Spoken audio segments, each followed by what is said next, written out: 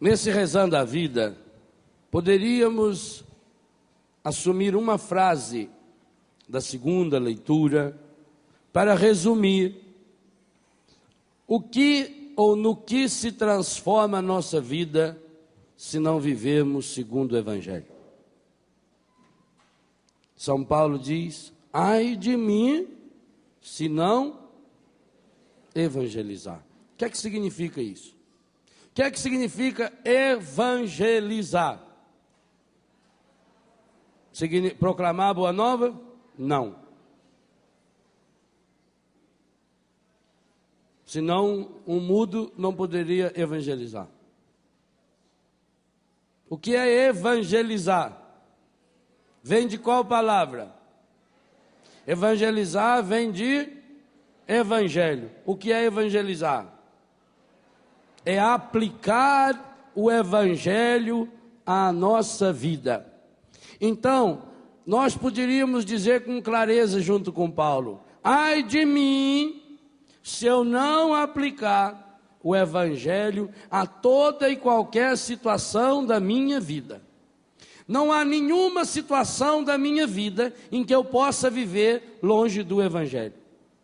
Tudo que eu fizer contrário ao evangelho, eu vou receber frutos negativos. O que significa esse ai de mim? Ele podia traduzir como em algumas Bíblias estão traduzidas: infeliz de mim, maldito sou, porque tantas e tantas vezes nós reclamamos da nossa vida, porque somos infelizes na medida em que não aplicamos o evangelho a toda e qualquer situação da nossa vida. E para mostrar que é toda e qualquer situação, o evangelho de hoje nos apresenta as situações limítrofes da doença e da contaminação maligna. A primeira leitura mostra para nós o que é uma vida sem o evangelho. Jó faz uma releitura da sua vida sem Deus. Não é acaso a vida uma luta do homem sobre a terra? Seus dias não são como de um mercenário, de um assalariado? Se me deito, penso, quer dizer, se me deito, não durmo. Quando poderei levantar-me? E ao amanhecer espero novamente à tarde, e me encho de sofrimentos até o anoitecer. Padre, a minha vida é uma tristeza. Se eu fosse contar para o Senhor o meu sofrimento, dava um livro, não escreve não, que eu não quero ler esse livro não, é uma porcaria de um livro. Meus dias correm mais rápido do que a lançadeira do tiar, aquele negócio vai puxando um fiozinho, aí não acaba o fio, não tem mal o que fazer. Lembra-te de que minha vida é apenas um sopro, e meus olhos não voltarão a ver a felicidade. Nós podíamos hoje pegar o ai de mim se não evangelizar e olhar para trás a vida sem o evangelho. É isso que Jó descreve. E isso vai ser a minha e a sua vida. Retomo o que eu falava hoje de manhã. Moisés viu a terra prometida, mas não pisou nela. São Paulo diz: quem está de pé, cuide para não cair. A nossa vida, por que eu adotei esse título para o livro?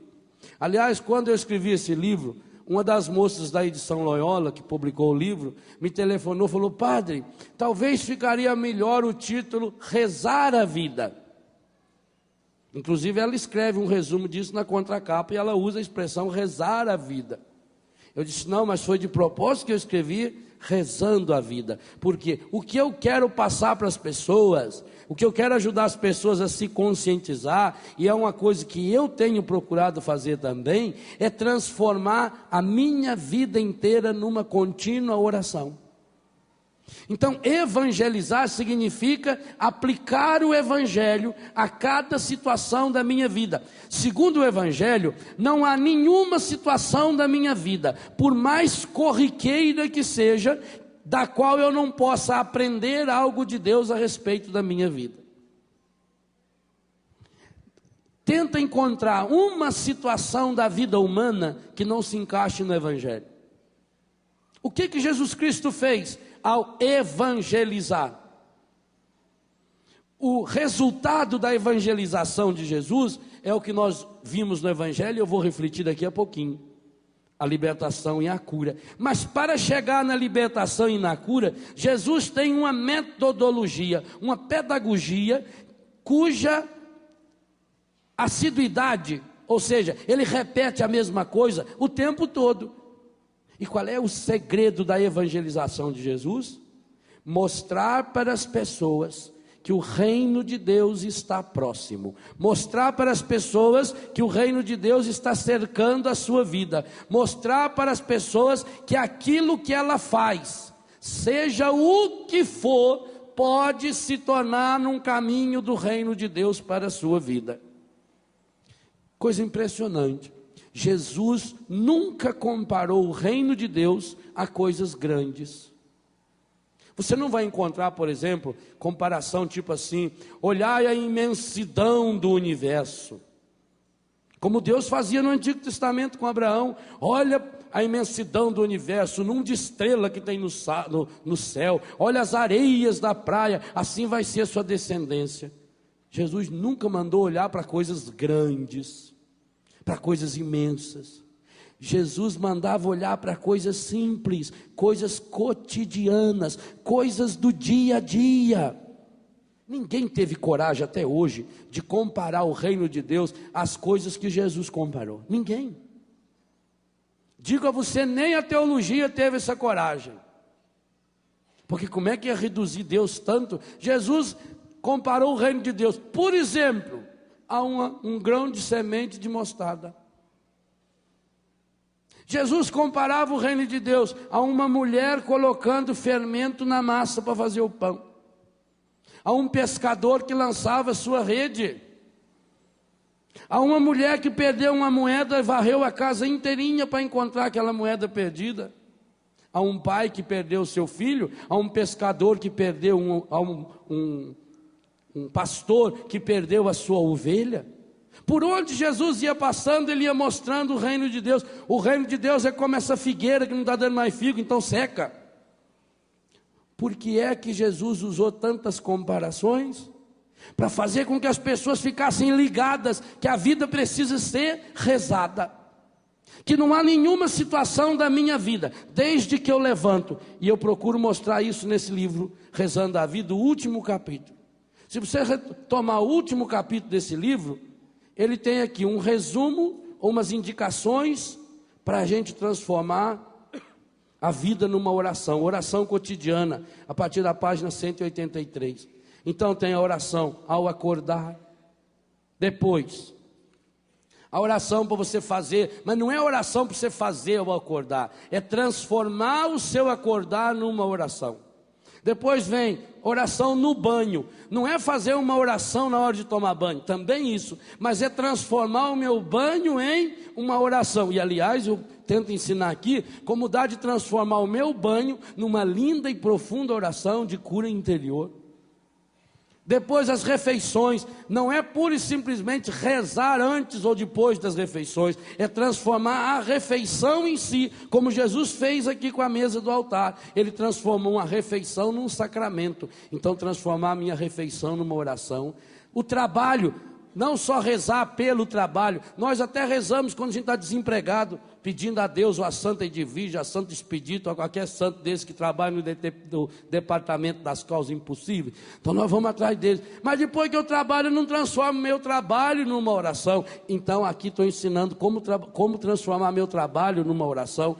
Eu posso transformar como andar no meu automóvel numa oração. Não é só eu rezar para a viagem ser boa, não, mas o carro está o tempo todo, e eu tento explicar aqui, o tempo todo o carro está me fazendo, e me questionando, e me ensinando, e me falando de Deus.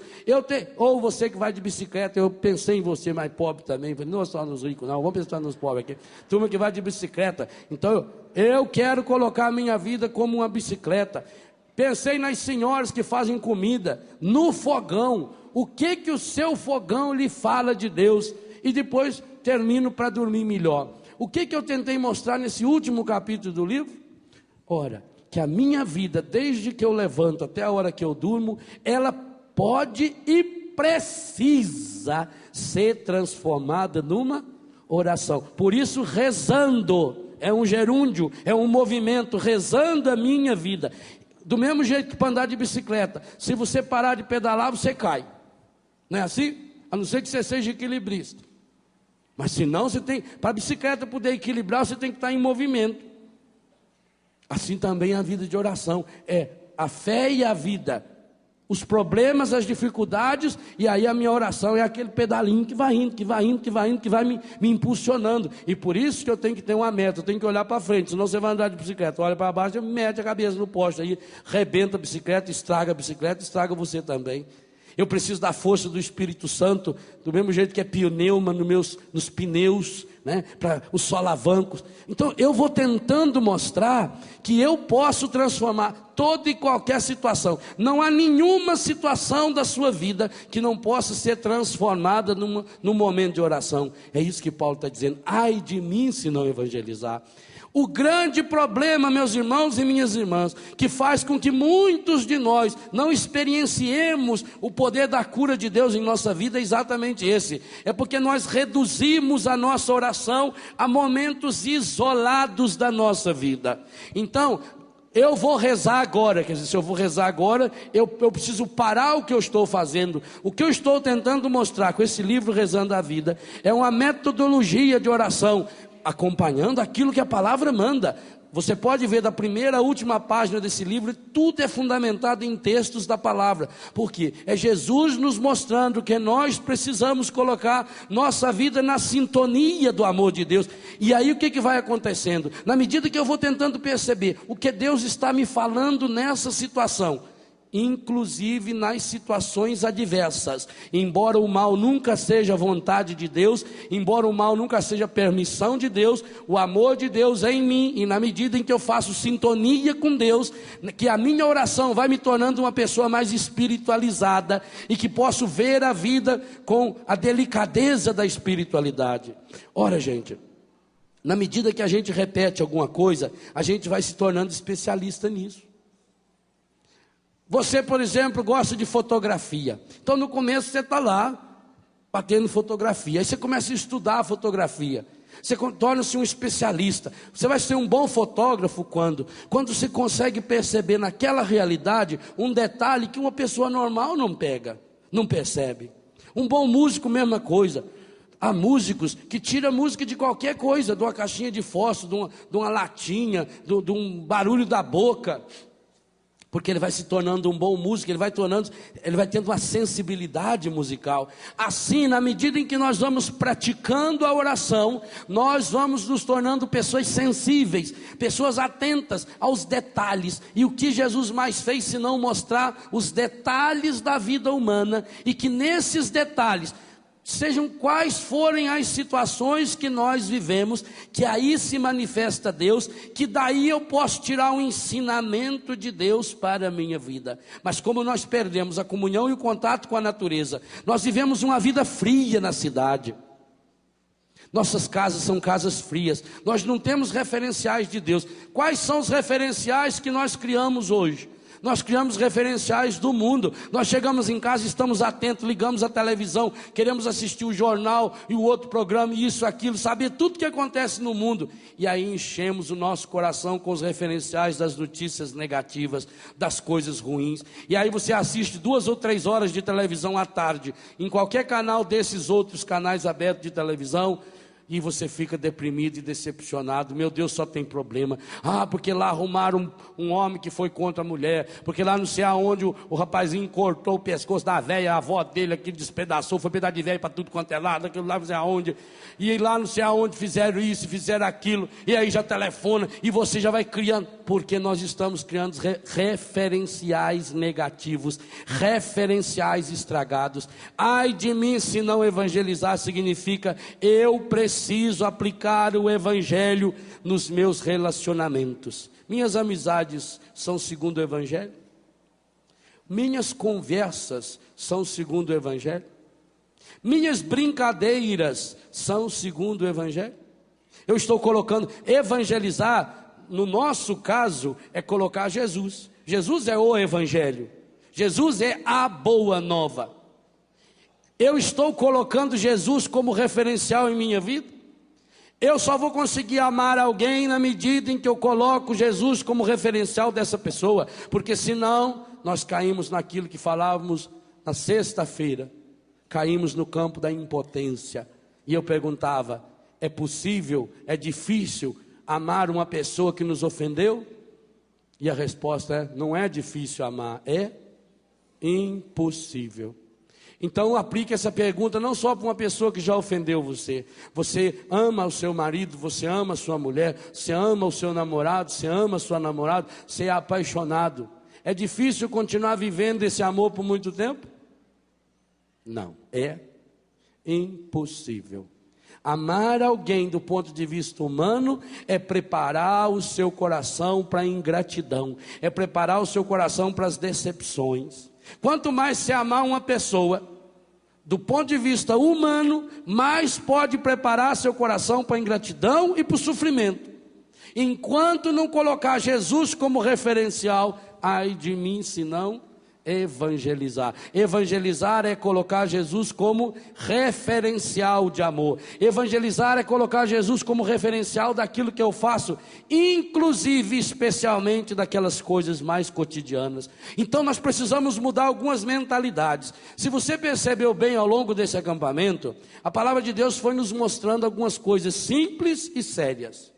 Precisamos mudar algumas mentalidades nossas. Precisamos assumir um compromisso com uma oração que é nosso dever e nossa salvação, que é a oração do louvor que liberta. Precisamos assumir o compromisso de rezar uns pelos outros, de fazer isso que nós fizemos de modo tão rápido aqui no início da Santa Missa, de colocar. Por que eu convidei a rezarmos essa oração tão antiga, tão linda, de uma teologia fabulosa, desse ato penitencial? Porque ali fala exatamente disso que eu falei antes. Eu tentei resumir um pouquinho naquela oração que nós pregávamos no acampamento. Confesso a Deus Todo-Poderoso e... olha o que a igreja está ensinando. Confesso a Deus Todo-Poderoso e a vós, irmãos e irmãs. Eu estou me confessando com você que está do meu lado. É o contrário do mundo. O mundo está dizendo que você tem que pôr máscara, esconder seus defeitos, esconder suas fraquezas. E a vós, irmãos e irmãs, que eu pequei muitas vezes. Pequei por pensamento, pequei por palavras, pequei por atos e pequei por omissão. O que é omissão? Omissão é poder, saber fazer o bem e não fazer. Pecado não é só fazer o mal. Pecado é poder, saber fazer o bem e não fazer. Confesso a Deus Todo-Poderoso. E a vós, irmãos, irmãs, eu pequei muitas vezes. Então, se eu fiz essa confissão, agora você não pode mais dizer: soube que o Padre Léo pecou? Soube. Inclusive eu estava lá quando ele publicamente se confessou na Canção Nova. Nos faz iguaizinhos? Pensa bem que essa padaiada confessou a mesma coisa. Os seminaristas, os consagrados da Canção Nova. Você confessou para o seu marido, para sua mulher, para o seu filho, para sua avó, até para sua sogra que está aí do lado. Confesso a Deus. E a vós, minha sogra querida, que eu pequei muitas vezes por pensamentos. Agora, se eu falasse sozinho, os outros tudo podia ficar pensando, mas você também confessou? Pensamentos, palavras, atos, omissões. Culpa de quem? Então agora você não pode mais jogar a culpa na cara do seu marido, da sua mulher, do seu filho. Você confessou lá na Canção Nova, por minha culpa. Minha máxima, tão grande, única culpa. Quer dizer, tudo que eu fiz de errado, o culpado foi único e exclusivamente eu. Por minha culpa, minha tão grande culpa. Agora eu me confessei a Deus e aos meus irmãos, não foi? Aí eu vou transformar a minha oração, já confessei, assumi a minha culpa e agora eu vou me humilhar. E peço a quem? Começa pedindo para patamar superior. A Virgem Maria. Santa, mas eu me humilho mais ainda e peço a quem também? E a quem mais? Irmãos e irmãs. Viu para quem que você pediu aí do lado? Pediu para o maridão. Pediu para a avó, para o sogro, para a sogra. Para quem mais você pediu? E avós, irmãos e irmãs, que rogueis por mim a Deus, nosso Senhor, nosso. Gente, se nós colocarmos em prática essa oração, nós já estamos fazendo um lindo retiro de aprofundamento, rezando a vida. Olha como a igreja é sábia. Talvez seja por isso também que muitas e muitas missas que você vai não reza mais essa oração, porque essa oração ela compromete muito. E é um ato penitencial que perdoa os pecados que a gente sinceramente se arrepende deles. A igreja acredita tanto no perdão de Deus que em cada missa ela coloca 2 atos penitenciais, no começo e antes da comunhão. Quando eu rezo o Cordeiro de Deus, Senhor, não sou digno que entreis em minha morada. É o segundo ato penitencial. Para dizer que a igreja acredita de fato no perdão, na ternura e na misericórdia de Deus. Então, eu me coloco diante do outro. Ai de mim se não evangelizar. Eu preciso evangelizar, ou seja, colocar o evangelho nos meus relacionamentos. Eu preciso ter essa coragem de pedir um ao outro que interceda por mim, que reze por mim. Então, essas coisas sérias que o Senhor está nos ensinando nesse acampamento, mas são coisas que eu posso aplicar. Porque eu tenho muito medo da gente, nós vamos fazer um retiro, vão lá na Canção Nova, ou vão lá em Betânia, fazer um retiro lá, o Padre Léo prega o retiro lá, a cada 15 dias tem retiro, atende a confissão de cada um, eu vou lá na Canção Nova, lá eu posso me confessar, eu posso falar com as pessoas, rezam por mim, e depois eu vou embora e não levo nada e não vou praticar. Eu tenho muito medo disso, de criar uma instância espiritual, aonde você vive lá, e depois não leva para casa. O que eu estou tentando passar para você é isso que Deus está me ensinando. Ai de mim se não evangelizar, significa ai de mim se dia e noite não colocar a minha vida em oração. Vai acontecer comigo o que nós acabamos de ouvir aí do senhor Jó. Ele acabou transformando e resumindo a vida dele numa lamúria. Ele estava em profunda depressão. Quando poderei levantar-me? Ao amanhecer espero novamente à tarde e me encho de sofrimento e de lamúria até o anoitecer. Mas padre, acontece que cada um de nós já passou por situação assim. E quando aconteceu uma situação dessa? E quando a gente entrar numa depressão profunda? Quer dizer que quem está em fé não está em depressão? Já disse aqui com muita clareza para vocês. Quando eu falava da depressão pós-parto, quando eu falava das reações naturais que dá no corpo da mulher, no coração da mulher e obviamente no homem também, que isso é natural. Gente, sabe o que a gente precisa fazer? A gente precisa tirar a máscara de hipocrisia que a gente tem. Porque alguns de nós colocam uma máscara de hipocrisia tão grande que parece que já é um santo ponto acabado. Não somos, não. Nós tudo precisamos um do outro. Se em alguma coisa eu me destaco em relação a você, em outra coisa é você que se destaca em relação a mim. Se eu posso, com o dom que Deus me deu, lhe oferecer algum proveito espiritual, obviamente você também pode e deve me oferecer algum proveito espiritual. Nós nascemos num mundo onde um precisa do outro, onde ninguém é insubstituível, não. Tem que deixar de ser besta e tirar essas máscaras. A maior parte das vezes a gente sofre é de besta. Então o que fazer quando eu estiver no fundo do poço? O que fazer quando eu me deparar com uma doença, com uma enfermidade física, psíquica ou espiritual? Da onde veio a palavra enfermidade? Não é de inferno não, tem o livro guarda, credo. Aí seria infernidade.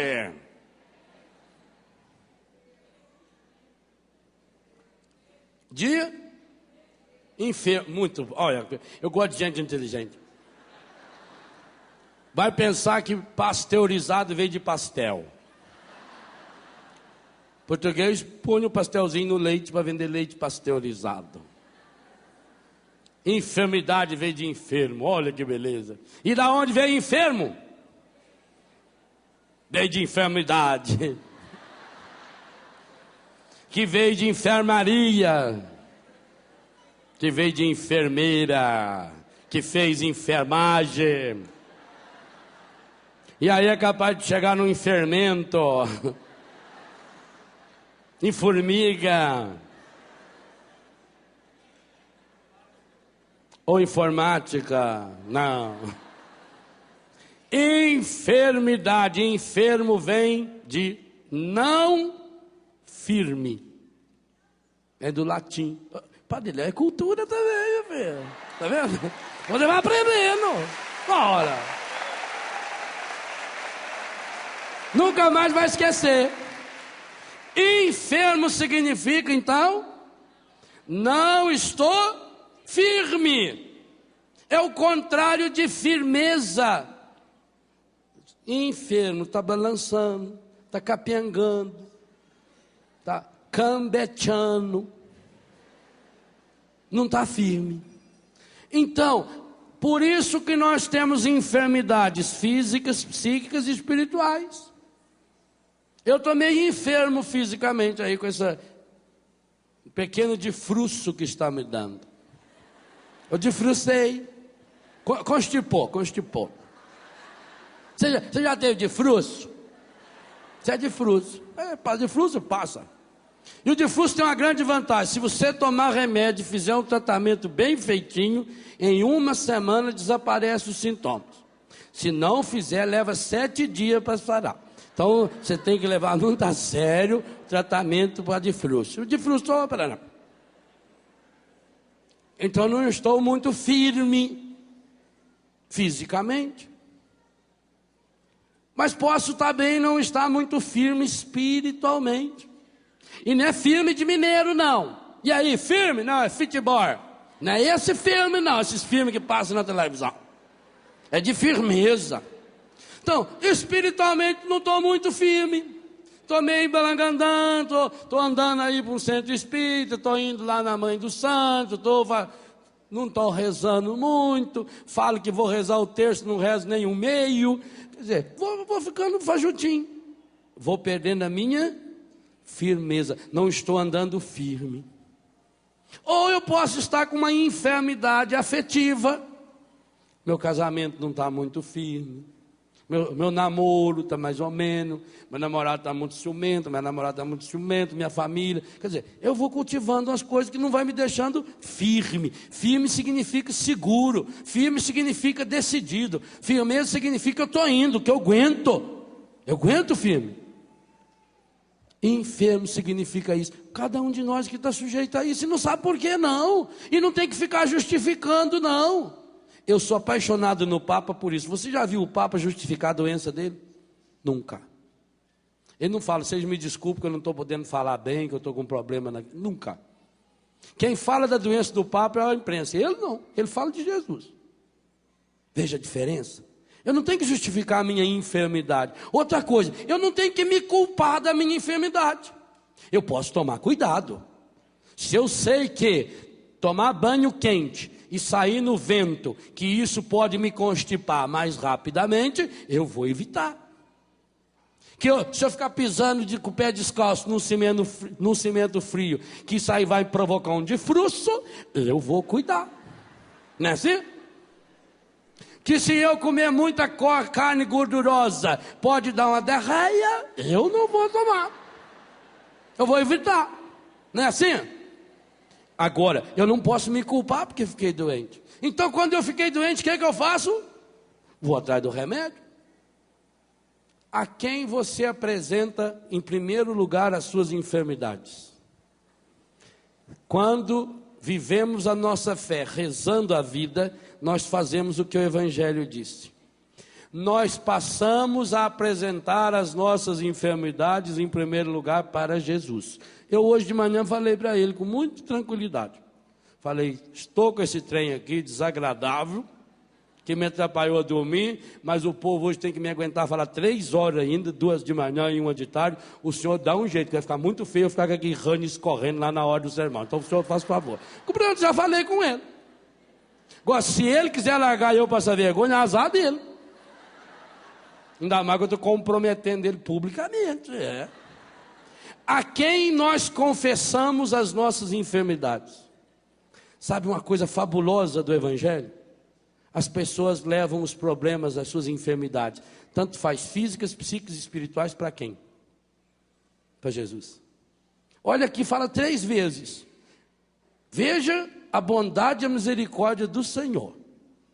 Curou a sogra de Pedro. Há uma corrente teológica. Eu estou falando coisas sérias, corrente teológica, e tem gente rindo. Ah, louco. Isso aí não está certo, não. Há uma corrente teológica que reflete esse versículo aqui, dizendo que aqui fundamenta-se a negação de Pedro. Que Pedro negou Jesus exatamente a mágoa de ter Jesus curado a sua sogra. Porque quando Jesus estava ali nas cercanias, a sogra estava doente, ele levou Jesus para dar extrema-unção na véia. E Jesus a curou. E Pedro nunca mais conseguiu perdoar o Senhor. Foi uma mágoa disso. Não creio. Mas veja, Tiago e João, e aqui deixa bem claro também que quem levou a sogra para ser curada não foi Pedro. Foi Tiago e João. Pedro não era capaz de fazer uma coisa dessa. A febre desapareceu e ela começou a servir. Versículo 34. Antes disso, à tarde, depois do pôr do sol, levaram a Jesus todos os doentes e os possuídos pelo demônio. E Jesus curou a todos.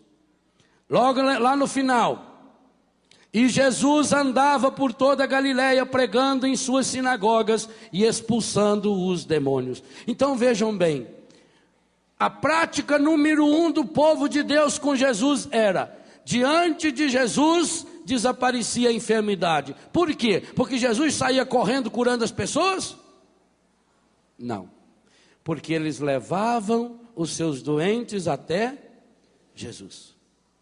Lá em Lourdes, depois da manhã celebra-se Nossa Senhora de Lourdes. Lourdes é um dos lugares mais lindos do mundo. Se um dia você puder ir, faça um esforço de ir. Alguns lugares do mundo, se a gente puder juntar dinheiro para ir, a gente devia ir. Lourdes é um desses santuários. Realmente é um lugar espetacular. Em Lourdes há um passeio com o Santíssimo toda a tarde. Lourdes é um lugar do milagre. Tanto que tem lá uma junta médica só para atender, porque é milagre. Milagre reconhecido como milagre, cientificamente como milagre, tem 60 e poucos. Curas espetaculares, mais de 3.000. São coisas absurdas. A gente escuta que lá, a gente nem acredita que possa existir uma doença daquele jeito e as curas que acontecem. Então você chega em Lourdes, é um espetáculo de fé, eu não sei quantas são milhares de pessoas. A rua em Lourdes, ela tem uma parte pintada na estrada, todas as ruas não sei se acho que é vermelho, não me lembro mais, onde passam os carrinhos com os doentes. Voluntários para carregar doentes pelas ruas para levar até o santuário. Há dias em que chega a 7, 8 mil voluntários. É uma coisa espetacular. Para mim, o momento mais lindo de Lourdes não é na hora de tomar banho na gruta, não é na hora das celebrações, é na hora do passeio com o Santíssimo. É espetacular. Porque você olha aquele campo imenso, aqui o santuário é imenso, imenso. O santuário não, porque santuário lá deve ter uns 5, 6 no mesmo lugar. Cada lugar que você vai tem uma igreja. Tem igreja lá que cabe 12, 15 mil pessoas. É uma loucura. Você olha aquele campo lindo, os doentes naquelas cadeiras de rodas, e vai a procissão com o Santíssimo, e o serviço de som vai falando assim: Senhor, aquele que tu amas está enfermo. Que coisa espetacular. A mim tocou muito porque essa frase foi dita por Marta e Maria a respeito de Lázaro, e eu que moro na comunidade de Betânia, que tem o mesmo nome. É espetacular quando Marta e Maria mandam dizer: Jesus, aquele que tu amas está enfermo, não está firme. Ah, que oração de cura fabulosa que você e cada um de nós pode e deveria fazer. Senhor, aquele que tu amas, a minha esposa que tu amas, o meu marido, minha sogra, meu filho, aquela pessoa que eu não amo. Veja que coisa fabulosa. Eles não disseram: Senhor, aquele que nós amamos está enfermo. Eles colocam Jesus como autor desse amor. Senhor, aquele que tu amas está enfermo. E isso vai repetindo o tempo todo naquele serviço de som em Lourdes. Tem dia que eles repetem isso em vários idiomas. Então você vai ouvindo, Jesus vai passando, Santíssimo, no meio daquela multidão de doentes, e aquela frase vai se repetindo: Senhor, aquele que tu amas está enfermo. Olha que maravilha você poder rezar um terço bizantino pensando nisso.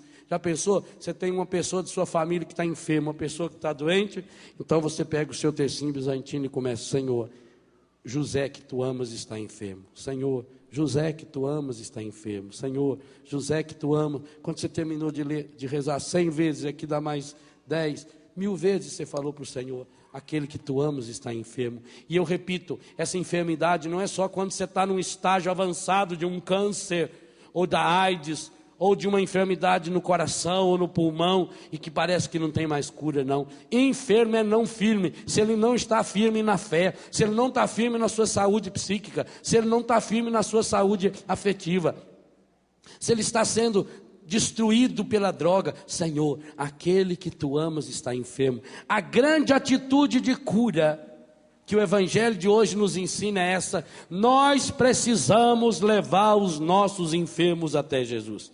E digo outra coisa, nós da Igreja Católica precisamos perder o medo de rezar pelos nossos doentes, porque se há uma igreja no mundo que acredita na cura, essa é a Igreja Católica.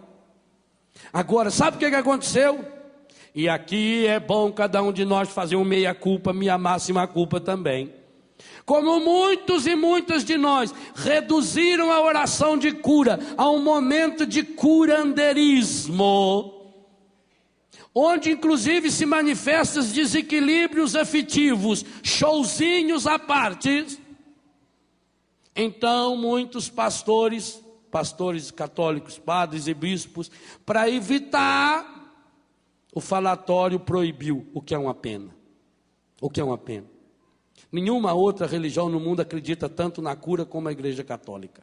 E a maior prova disso é que, para uma pessoa ser levada à situação de santo num altar, é que tem que ser comprovado pelo menos 2 milagres por intercessão dela. E por que hoje nós rezamos tão pouco pelos nossos doentes? Porque não estamos levando os doentes até Jesus. Senhor, aquele que tu amas está enfermo. Agora a campanha da fraternidade sobre os idosos é a última etapa da nossa oração do Rezando a Vida. É quando chegarmos à idade da maturidade. Será que nós vamos promover celebrações onde nós queremos rezar pela cura dos nossos enfermos, dos nossos idosos, que já até pela idade já não estão tão firmes?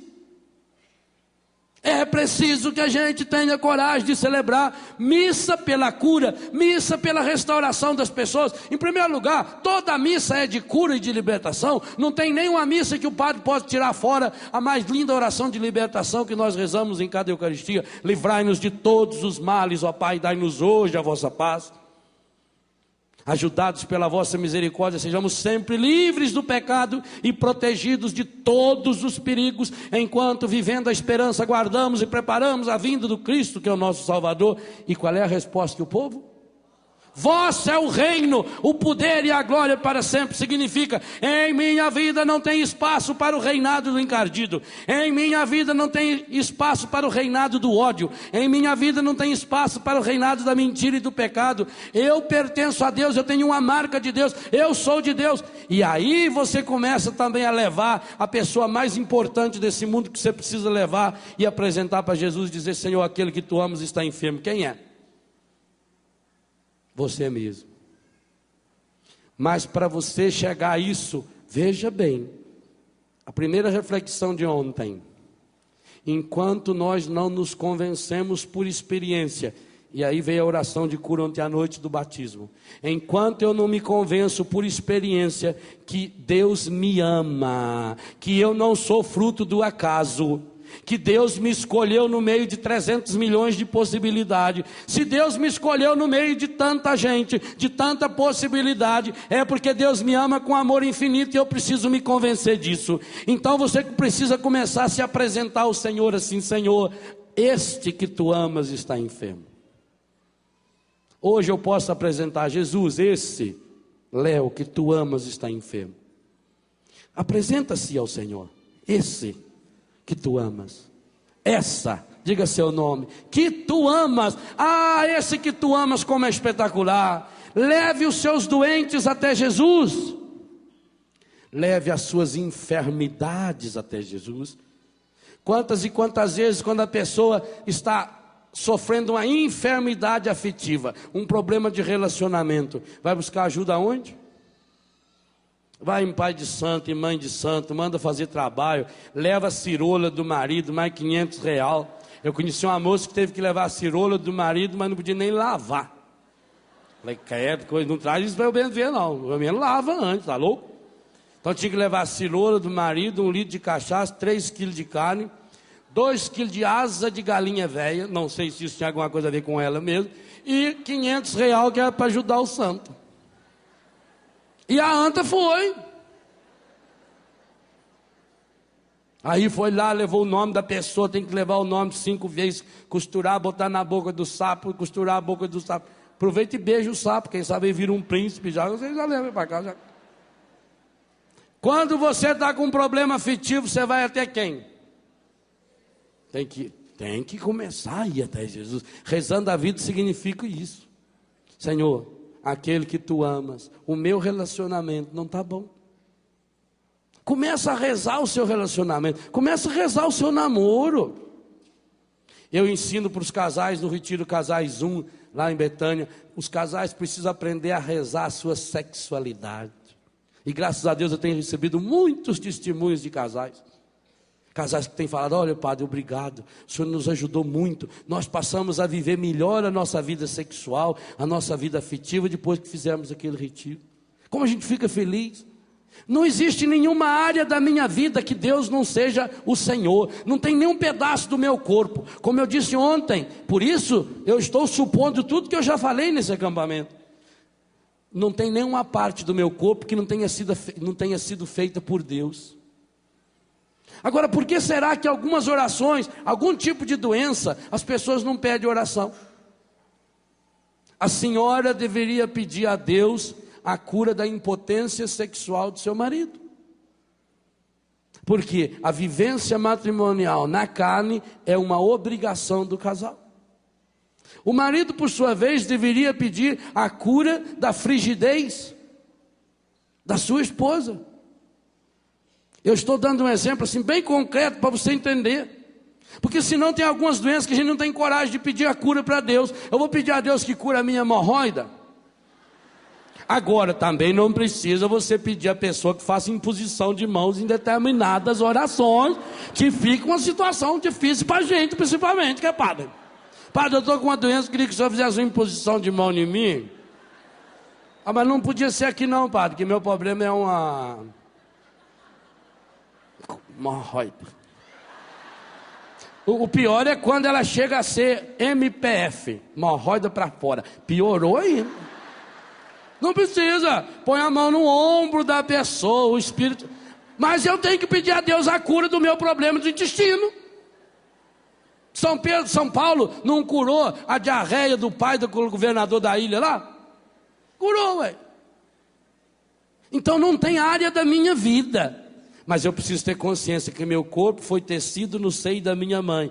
Meu pé, minha perna, minha sexualidade, meu intestino, meu estômago, minha barriga, meus seios, minhas costas, meu cabelo. O que significa rezar a minha vida? Significa, gente, tem gente que não acha motivo para rezar. Não, eu não sei, padre, eu não sei rezar. Rezar é transformar a sua vida num diálogo com Deus. É passar e repassar a sua vida na presença do Senhor. Ou como Ana, já preguei sobre isso aqui na Canção Nova. Derramo a minha alma na presença do Senhor. Não é só aquela oração litúrgica. A oração litúrgica é maravilhosa, é o ápice da nossa fé. A Eucaristia é o ápice da nossa fé. Mas quem não reza a vida, não adianta nada vir só na Eucaristia também, que não vai resolver o problema não, porque pensa que a oração é uma coisa mágica. Eu vou lá, ele passa a mão em mim e eu continuo safado, sem vergonha, mentiroso, fofoqueiro. Não, Senhor, mude de vida, porque senão você não vai entrar na terra prometida. E não vai entrar, Moisés não entrou, por que você vai entrar? Será que você já é melhor do que ele? Deus não precisa de você e nem de mim. Nós que precisamos de Deus. Nós que necessitamos com urgência de Deus. Então eu tenho que transformar cada situação que eu estou vivendo. Da onde eu vou começar a minha oração? Veja os salmos. Os salmos mostram-nos um roteiro de oração que é sempre a partir da própria vida. Da dor que está sentindo, da tristeza que está sentindo, da angústia. Você está angustiado? Fala para Deus: ô Senhor, eu estou angustiado hoje. Qual será a causa dessa minha angústia? Por que será que eu estou tão troncho hoje? Por que será que eu estou perreado hoje? Por que será que eu estou nervoso desse jeito? Da onde me veio? Senhor, faz com que aquela anta não apareça na minha frente hoje, senão eu vou arrebentar a cara dela. Obrigado, Senhor, louvado seja, Senhor, que o Senhor não deixou eu arrebentar. Mas então fala a sua oração a partir do que você está vivendo. Agora, o que adianta você vai lá e diz: oh Jesus, aleluia, glória.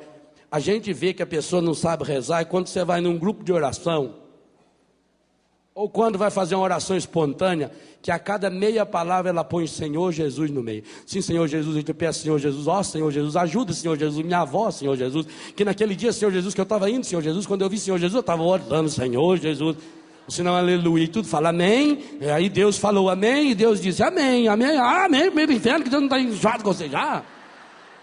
Reza a sua vida, reza a sua angústia, reza a sua tristeza, xinga em oração. Xingar em oração. Nada que você vive é oculto a Deus, gente. Não há nenhum milésimo de segundo da sua vida que Deus possa estar ausente da sua vida. Nenhum. É como se você ficasse 2 horas sem respirar, você morria. Quando você xinga, Deus está presente, então xinga em oração. Transforma o seu xingo num lamento de dor para o Senhor. Desembucha a sua alma na presença do Senhor. Desopila o fígado na presença do Senhor. Mas não fica criando aquela... eu leio a oração que está no livro. Muito linda a oração. Mas não fala nada da minha vida. Continuo com os meus vícios, continuo com as minhas mágoas, continuo com os meus ressentimentos. Rezar a minha vida significa isso. Eu preciso rezar a partir do momento que eu acordo. Tem dia que você vai acordar, muito obrigado, louvado seja o Senhor, obrigado por esse dia. Tem dia que você vai acordar, você não sabe por quê. Ou você não é assim, ou eu sou um ET. Mas comigo é assim. Tem dia, gente, que eu deito, eu estou numa paz, eu estou na tranquilidade, eu estou na serenidade, mas uma beleza, eu durmo num instantinho. Aliás, nunca tive problema para dormir. Meu problema sempre foi acordar, mas dormir não é. Eu durmo qualquer hora, em qualquer lugar. Na horinha eu estou dormindo. Aí eu durmo bem, estou tranquilo. Acordo, eu fico com raiva de olhar para a minha cara no espelho. Eu acordo emburrado, não sei porquê. E você sabe? Sabe nada. Se o nosso corpo é 70% de água, e a água tem influência da lua, vai que a lua passou bem naquela direção sua durante a noite. Eu sei lá.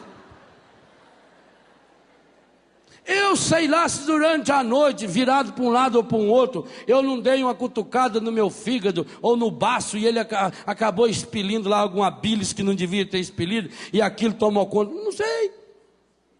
Você consegue controlar seu temperamento? Se consegue, me avisa. Mas não estou falando com remédio, não, porque com remédio qualquer mula consegue. Como é que você está? Eu estou melhorzinho agora. Eu estou tomando remédio, umas bagazinhas assim vermelhinhas. Agora eu estou bem, eu estou acabado. Morre então, filha. Eu estou falando de controlar aqui. Eu não consigo controlar o meu. De uma hora para outra a gente fica triste, não sabe, dá aquela troncheira, você está andando. E o que eu faço com isso? Eu tenho algumas opções. Ou eu vou lá e tomo um gole de cachaça. Ou eu tenho que fumar um cigarro para distrair. Ou eu tenho que entrar num site pornográfico da internet. Ou eu tenho que sair para fazer compra. Ou eu vou lá consultar o meu mapa astral. Ou vou lá ver o meu signo, não sei de que lá. Ou eu vou achar culpados, ou eu dobro o meu joelho no chão e diz: misericórdia, Senhor. Escolha. Escolha. Sabe o que é bonito na palavra? Aqueles e aquelas que tiveram essa coragem de dobrar o joelho e dizer: misericórdia, Senhor. Eu não sei porque que eu estou sentindo assim. Não sei porque que eu me irrito de uma hora para outra, Senhor. Eu não sei porque eu estava tão bem, acordei agora mal. E tem dia que é o contrário, você está mal, você está preocupado, você está nervoso. Acorda, mas olha, parece que passou assim uma esponja.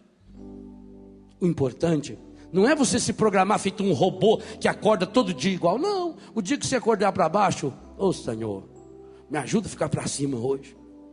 Senhor, eu estou vendo que o dia de hoje vai ser daqueles dias de 27, 28, 29 horas. Aqueles dias que Jó rezou lá. Estou vendo que hoje não vai ser fácil, Senhor. Mas me ajuda, Jesus. Eu sei que o Senhor está comigo. Eu sei que o Pai me ama. Senhor, pode ser que ninguém no mundo me ama. Mas por que o Pai me ama então? Se meu coração está batendo, não foi eu que dei corda nele. Se o Senhor está dando corda, que o Senhor está acreditando em mim, então me ajuda. Senhor, eu quero te louvar, está alegre hoje? Quero louvar, bendizer o Senhor, quero glorificar o Senhor. Mas nós vamos amadurecendo a nossa oração.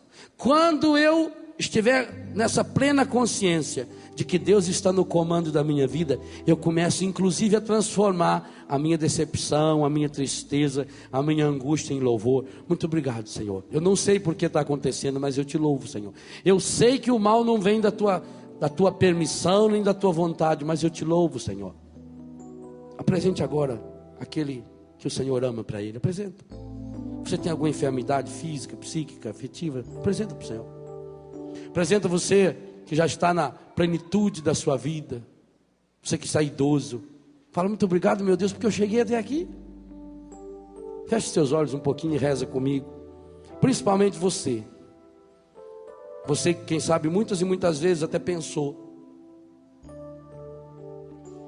em desistir da sua vida porque você hoje se sente fraco.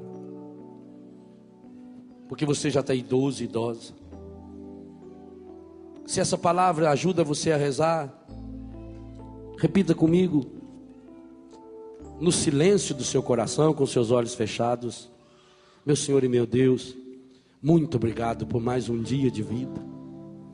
Hoje coloco-me em Tua presença para partilhar minha vida, pedir Tuas graças, agradecer por tantas coisas maravilhosas que me aconteceram, e pedir forças para continuar vivendo da melhor maneira possível.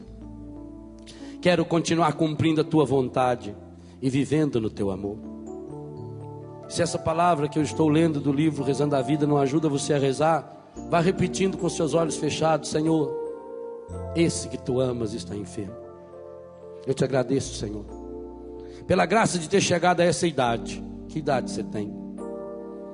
Sei que agora estou colhendo tudo que plantei ao longo da minha vida, mas peço também Sua força, Senhor, porque nessa idade encontramos muitas dificuldades, limitações, especialmente devido à fraqueza física. Parece que nosso corpo não responde mais às nossas ordens, não temos mais nenhum controle sobre ele. Ao longo da minha vida, muitos dos meus sonhos, das minhas aspirações, acabaram não se realizando. Hoje sei que não adianta nada ficar olhando para o passado, lamuriando pelas coisas negativas que aconteceram. Por isso eu quero começar uma vida nova, inteiramente nova.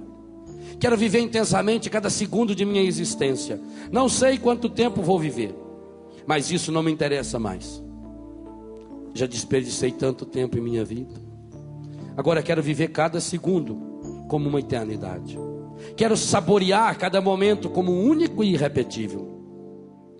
Eu te louvo, agradeço e bendigo a graça de ter chegado até aqui.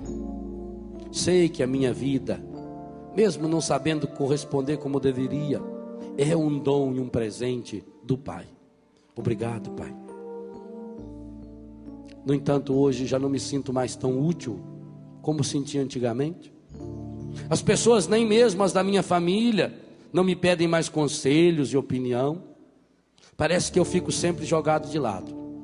E isso muitas vezes me causa tristeza, angústia, solidão, um sentimento de inutilidade muito grande. Sinto isso, especialmente quando vejo outra pessoa hoje ocupando o lugar que até um certo tempo eu estava ocupando. Sei que muitas vezes sou um peso para os meus familiares. Não queria ser esse peso, mas também não desejaria viver o abandono no qual muitas vezes me encontro. É tão triste, depois de tantos anos de vida, se sentir assim no abandono e na solidão. Quase ninguém vem me visitar.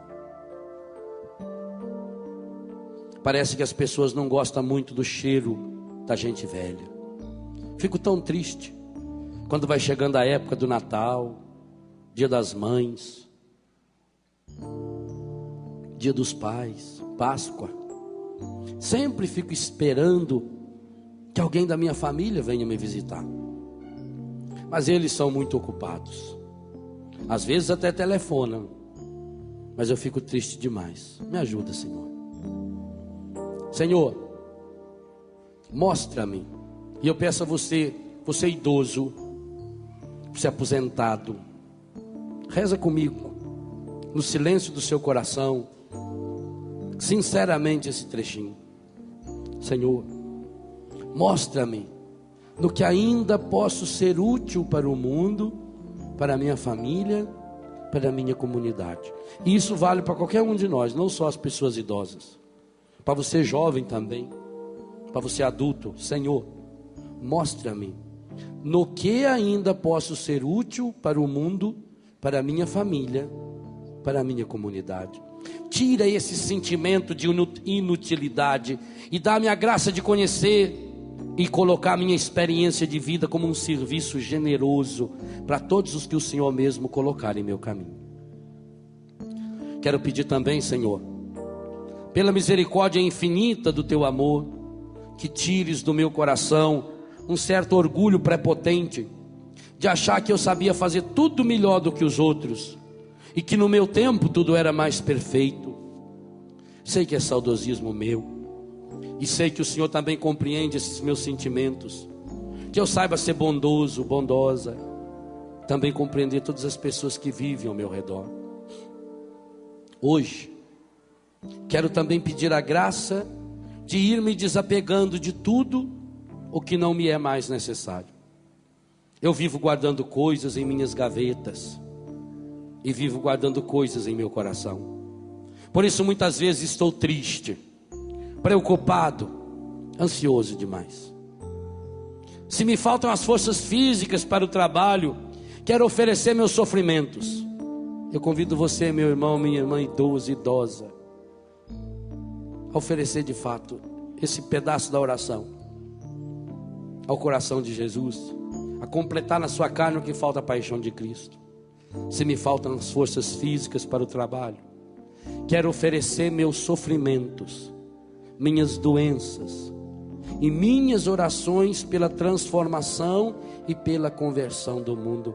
Meu irmão, minha irmã, você que é doente, você que já é aposentado, você que já não tem mais força para trabalhar, acredite, você pode fazer um grande serviço para o mundo. Por isso, peça essa graça ao Senhor.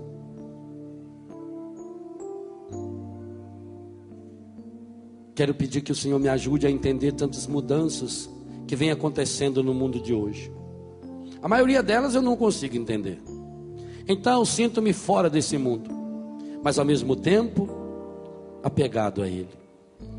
Transforme a sua vida numa oração ao Senhor.